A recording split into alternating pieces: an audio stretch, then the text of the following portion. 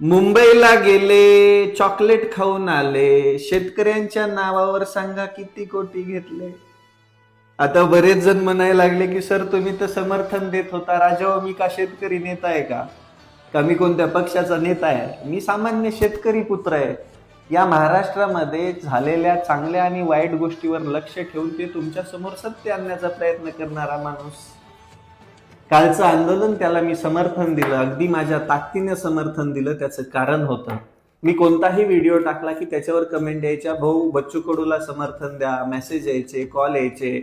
एका भागाने तो कॉल केला मला म्हणे तुम्ही बच्चू कडूला समर्थन नाही दिलं तर बघा मग का.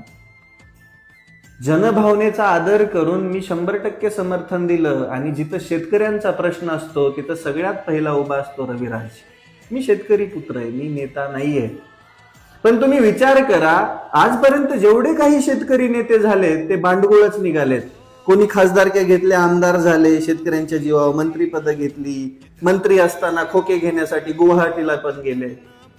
समर्थन दिलं त्याचं कारण म्हणजे शेतकरी कुठेतरी एकजूट झाला पाहिजे, त्याच्यात दुफळी नाही दिसली पाहिजे. अगदी ताकदीने समर्थन दिलं. काल सकाळी मी नागपूरला जाणार होतो, अगदी गाडी पिकअप भरून मी फळं पण घेऊन जाणार होतो शेतकऱ्यांसाठी. पण बातमी आली की आंदोलनकर्तेच मुंबईला चाललेत. अहो मुंबई नागपूरला आंदोलन आणि तुम्ही मुंबईला चर्चेला जाताय. बरं तुम्ही आंदोलनाचा मुख्य चेहरा असताना तुम्ही तिथं बसायचं, तुमच्या मार्फत एखादी समिती तिथं पाठवायची. आजपर्यंत झालेल्या आंदोलनाला समिती आंदोलनस्थळी चर्चा करायला आलेली आहे. तुम्हाला आंदोलनस्थळ सोडायची काय गरज होती? आणि एवढी काय घाई होती? तुम्ही डायरेक्ट विमानाने घेतलात. रात्री 9 वाजता मीटिंग झाली, तुम्ही 3 वाजताच पोहोचला होता. आहे की नाही गंमत? मग मी बोललो की तुम्हाला राग येत. आपल्याला आहे खरं बोलायची सवय. शेवटी चॉकलेट भेटलं शेतकरी नेत्यांना, खोके बी भेटले असतील, पण शेतकऱ्याच्या हातात धतुरा आला ना. माय आंदोलन केलंय तुम्ही आज, आणि 8 महिन्या पुढची तारीख कोण घेतं?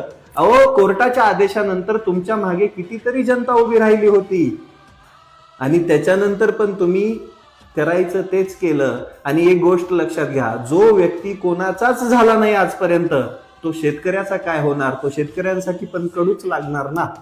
ही वस्तुस्थिती आहे. शेतकऱ्यांनो एक व्हायचंय तर आपल्याला प्रामाणिक माणूस उभा करणं गरजेचं आहे.